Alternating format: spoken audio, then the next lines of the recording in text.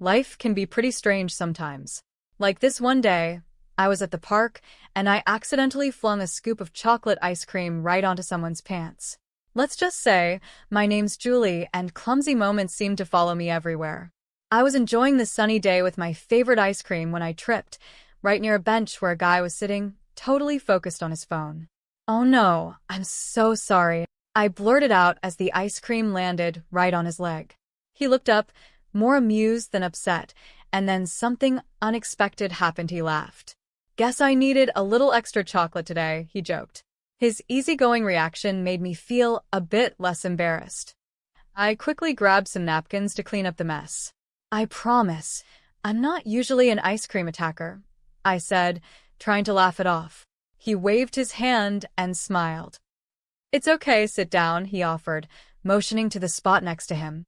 "I'm James, and thanks to you, I've got a funny story about how my day got better." I smiled back and sat down. "I'm Julie, and I guess I owe you an ice cream now." We hit it off right away. It turned out James worked in IT, not far from where I did my web design work from home. We talked about everything from tech to movies, and by the time we parted ways, we had already planned a date for the weekend. Fast forward, and things between us were going great. But then came the day I met his mom, Mrs. Charles. James had mentioned she was a bit old-fashioned, but nothing could have prepared me for meeting her. When I walked into their family home, there she was, sitting with a big astrology book open in front of her. "Hi, I'm Julie," I said, reaching out to shake her hand. She looked me up and down, clearly judging me, before lightly taking my hand. "James tells me you're a web designer and work from home," she said in a tone that made it sound like it wasn't a real job. "Yes, I've been doing it for a couple of years now, and it's going really well," I replied, feeling my face flush. She just hummed, flipping through her astrology book. "And when's your birthday, dear?" I told her, and she ran her finger along the pages of her book before clucking her tongue. "Oh, that's a tough date. Very challenging and not astrologically compatible with my James," she said, looking disappointed. I tried to stay calm, but it wasn't easy. "Well, we're doing just fine so far," I said. Mrs. Charles smiled, but it wasn't a friendly one. It was the kind of smile that made it clear she thought she knew better. "We'll see, dear. These things have a way of showing their true colors in time." The whole visit was tense. Everything she said felt like a subtle dig at me, my job, my background, even my taste in clothes. It was obvious that I wasn't what she had in mind for James. After 5 years of dating, dealing with her cold attitude, and just handling life's ups and downs, James and I decided to get married. Yeah, 5 years since that ice cream incident. But we were solid. Nothing could really shake us. One lazy Friday, we were sitting on the couch watching old comedy movies when James turned to me, his eyes serious, which was unusual for him. "Julie, I've been thinking," he said, and my stomach did that weird flip, like butterflies going crazy. "What's up?" I asked, trying to sound relaxed, even though my heart was racing. "I kind of want to spend the rest of my life watching bad movies with you. What do you say we make it official?" His smile was hopeful, almost shy, which wasn't like him at all. I laughed, mostly out of relief, because I wanted this more than anything. "Are you asking me to marry you without a ring, James Charles?" "Damn right I am," he said, grinning. "But I promise I'll get you a ring that'll make up for this lame proposal." He hugged me, and it felt like everything was just right. Planning the wedding, though, was a whole other story, especially with Mrs. Charles giving her opinion at every turn. One evening, we were picking out wedding invites, and of course, she was there looking over my shoulder like a hawk. "You're not seriously considering this design, are you?" She frowned at the floral pattern James and I had chosen. "It's far too girly." "Mom, it's what we want." "I like it," James said, always standing up for me. "I like it too," I added, more to stand my ground than anything else. I wasn't going to let her control every decision we made. "It's your wedding," she sighed, clearly unhappy. "But remember, the invitation set the tone for the whole event." The big day came faster than I expected. It was perfect, beautiful even, despite Mrs. Charles's constant hovering. James looked amazing, and when I walked down the aisle toward him, his grin said it all. We had our wedding ceremony outside, under a big old oak tree. The Henry was a friend of James's, someone who knew us both well as a couple, not just as two people getting married. Do you, Julie, take James to be your lawfully wedded husband, to have and to hold from this day forward, for better or worse, for richer or poorer, in sickness and in health, until death do you part? And do you, James, take Julie to be your lawfully wedded wife, to have and to hold from this day forward, for better or worse, for richer or poorer, in sickness and in health, until death do you part? We exchanged rings, and when James slid the ring onto my finger, it felt like we had won not just against Mrs. Charles's comments or the stress of planning the wedding, but overall, the challenges life had thrown at us. You may now kiss the bride, the Henry said, and James didn't wait for a second. As soon as he kissed me, cheers erupted from all around. It felt like a scene from a movie, but even better because it was real, and it was our moment. We had been living together for 3 years, and everything felt right. But buying our own home was a big step. We spent our weekends looking at houses, discussing what we liked, and figuring out what we could afford. One sunny Monday, we found a house that checked almost all the boxes. It was charming, with a big kitchen and a spacious backyard. The only problem? It had a lake pool. I had told James about my fear of water, a fear I'd carried since I almost drowned as a child. Since then, I avoided lake pools, even bathtubs. But James, bless him, loved everything else about the house. Julie, I know it has a lake pool, but hear me out. Everything else is perfect, and we're getting it at a great price, James said, trying to calm my worries as we looked at the house. I bit my lip, thinking. The house was really beautiful, and the price was almost too good to pass up. Okay, but I'm not going near that lake pool, James. You know that, right? James wrapped his arm around me, pulling me close. Of course, babe. We'll figure it out. Maybe later on we can fill it in or something. For now, we don't have to use it. We moved in, and it was like a dream come true. The house and the neighborhood felt perfect, but it didn't take long before Mrs. Charles came over to see our new place. I braced myself for her usual comments. She always had a way of showing her disapproval, especially when it came to money and my job. As she walked through our living room, her eyes took in every detail, her lips tight. Finally, she spoke, her tone dripping with doubt. It's a big house, isn't it? Must have cost a lot. James, are you sure you can manage the mortgage?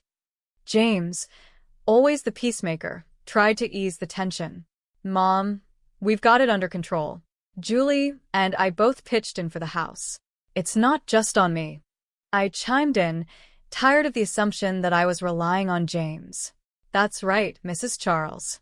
I work too, you know. My web design job pays well, and it helped us get this place. She scoffed, clearly not believing me. Working from home on your computer all day? That doesn't sound like it brings in enough to afford a place like this.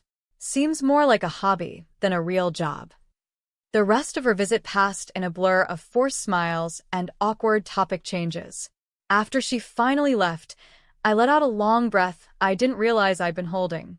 James hugged me tightly, pulling me close. Ignore her, Julie. We know the truth. We're doing this together, and that's what matters. As weeks went by, our new house started to feel like home.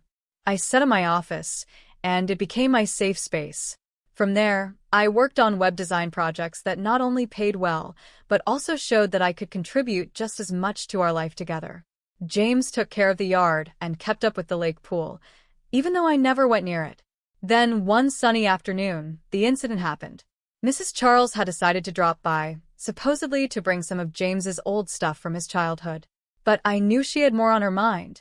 She always had a way of turning a simple gesture into something more critical.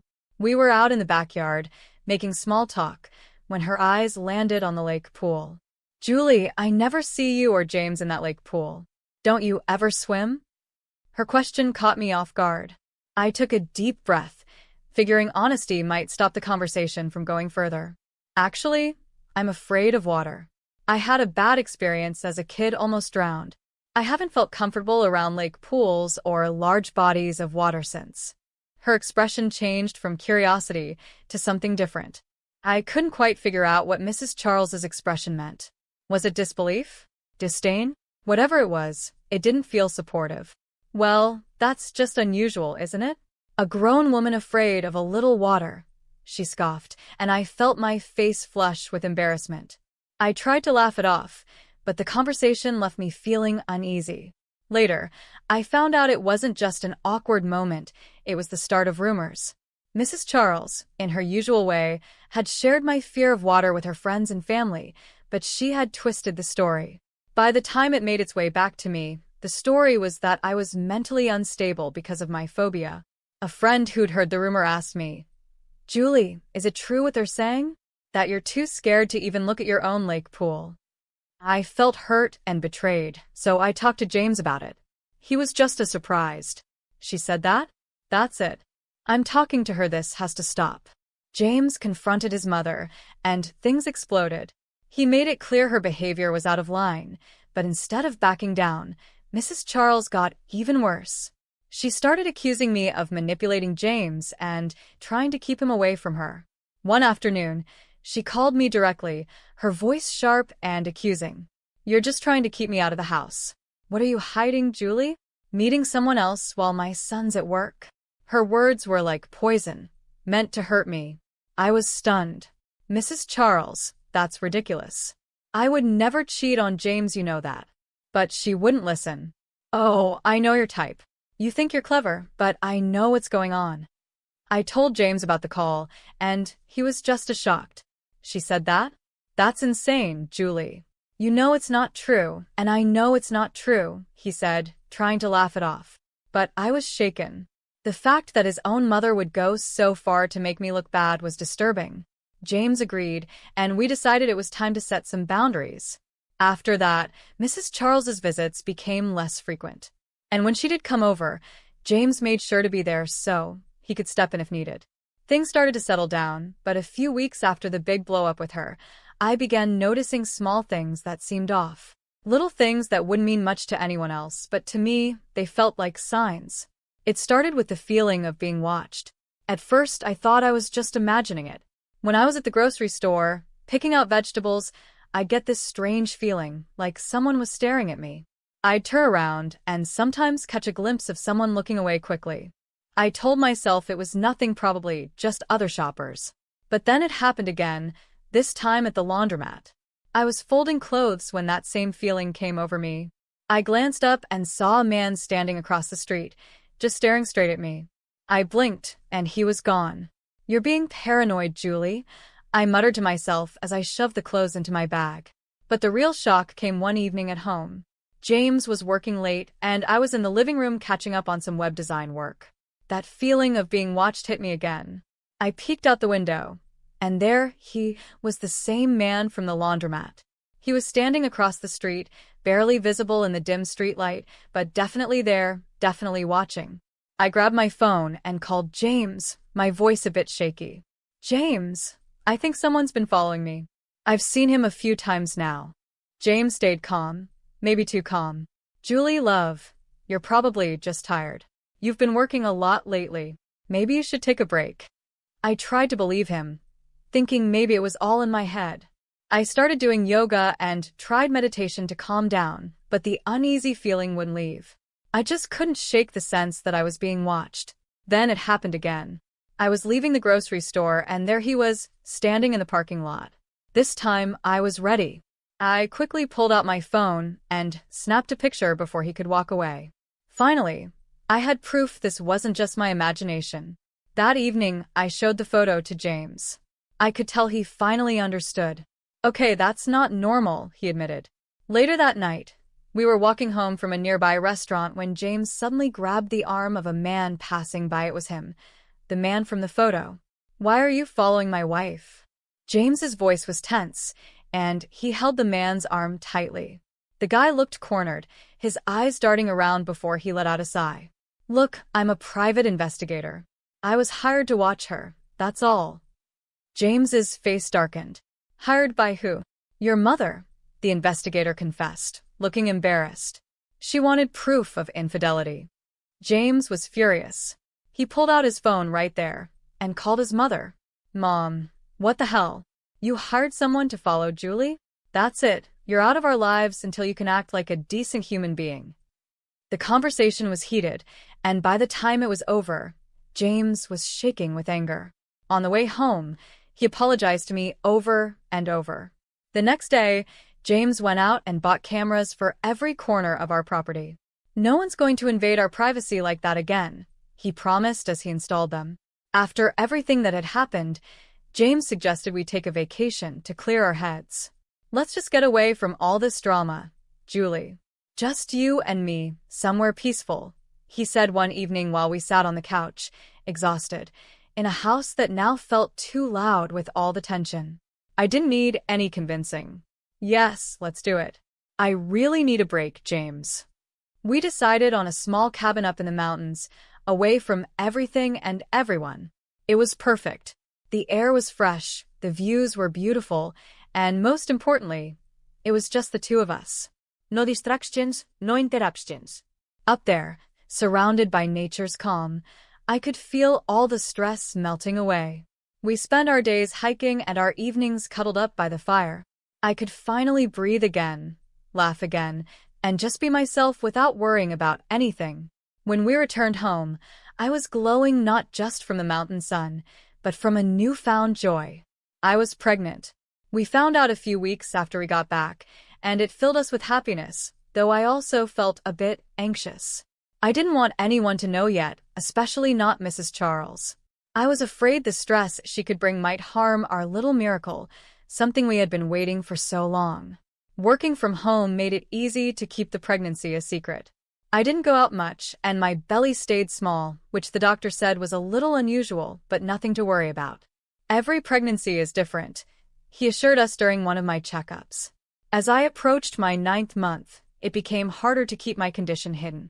James and I decided it was finally time to share our news.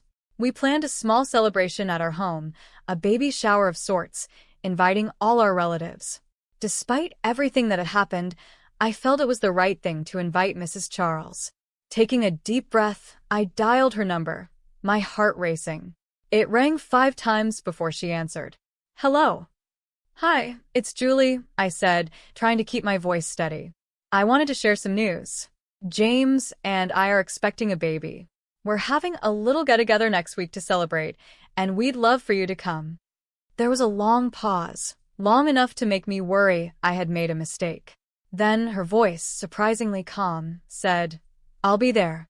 The day of the celebration arrived, and our home was filled with laughter and joy. Our relatives fussed over baby clothes, making guesses about whether it would be a boy or a girl. I mingled with the guests, my hand often resting on my small belly, feeling the gentle kicks of our baby. Everything was fine until my worst fear came true. Mrs. Charles showed up. Throughout the afternoon, she kept her distance, whispering to anyone who would listen, hinting that my pregnancy was a lie. Look at her, she said spitefully. 9 months pregnant and barely showing.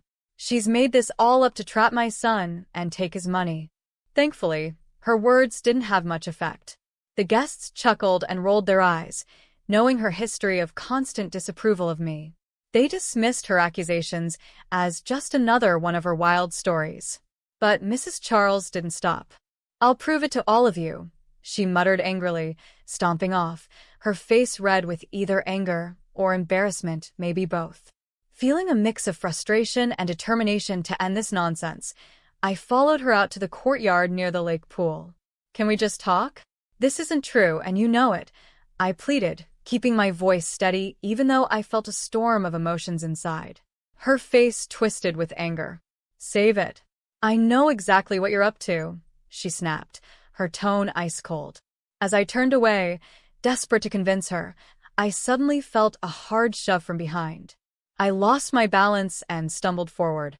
The edge of the lake pool came closer, and before I knew it, I was falling into the water. Fear took over as I sank, the same panic from my childhood gripping me. Darkness crept into my vision as I struggled, my mind screaming for help. When I woke up, I was in a hospital bed, the soft beeping of machines filling the room. James was there, his face pale and worried as he held my hand tightly. How's the baby? I croaked, my voice barely above a whisper. James squeezed my hand, his eyes filled with tears. The doctors had to do an emergency delivery. "He's in intensive care now," he whispered, his voice shaking with fear. My heart sank, tears welling up in my eyes. Our baby, our little boy, was fighting for his life in an incubator. The next morning, I woke up still in shock, the events of the previous night playing over and over in my mind like a terrible loop. Feeling weak, but determined to understand what had really happened, I turned to James. "You need to check the security footage from last night," I said. I turned to James, my voice shaky but urgent. "Your mom, she pushed me into the lake pool." It wasn't an accident. James looked confused, almost unwilling to believe it. "Julie, are you sure? Mom can be tough, but to physically push you? That doesn't sound like her." "Just check the cameras, please," I insisted, my stomach in knots, afraid he wouldn't take me seriously. James nodded slowly, pulling out his laptop to access the security footage from the cameras we had installed. The tension in the room was thick as he fast-forwarded through the video. I watched his face change from doubt to shock and horror as the truth played out on the screen. "Oh my God, Julie, I'm so sorry.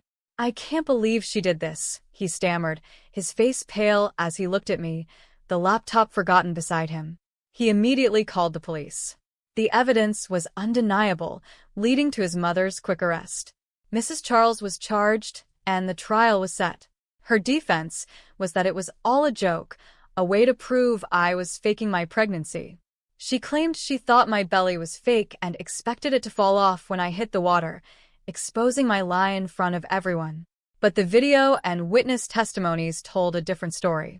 The jury didn't believe her excuse of a prank gone wrong. She was found guilty of assault and reckless endangerment. The judge, stern in his verdict, sentenced her to 2 years in prison. He also ordered her to pay substantial compensation for our medical bills and the rehabilitation costs for our son, who had been born prematurely due to the trauma of the incident. To cover the fines and compensation, Mrs. Charles had to sell her house. As our son fought through his early months, undergoing many medical treatments and therapy to catch up in his development, the strain on us was immense. Every day was filled with hospital visits, therapy sessions, and constant worry. But over time, with relentless care and medical help, our little boy began to thrive. Through it all, James and I grew closer. The challenges we faced only strengthened our bond, and our love for each other and for our son deepened in ways we hadn't imagined. As Mrs. Charles's release date got closer, I made an important decision for our family's safety. I filed for a restraining order against her, and it was granted. She was not allowed to have any contact with us, especially with our son. It wasn't an easy decision, but it was necessary. Keeping our child safe was the most important thing, and we couldn't risk more problems in our lives. One evening, after we put our son to bed, James looked at me with a gentle smile. "You know, despite everything, I feel lucky. We have each other, we have him, and we have a future." It James the end of a difficult chapter in our lives, but more importantly, it was the start of a new one filled with hope, healing,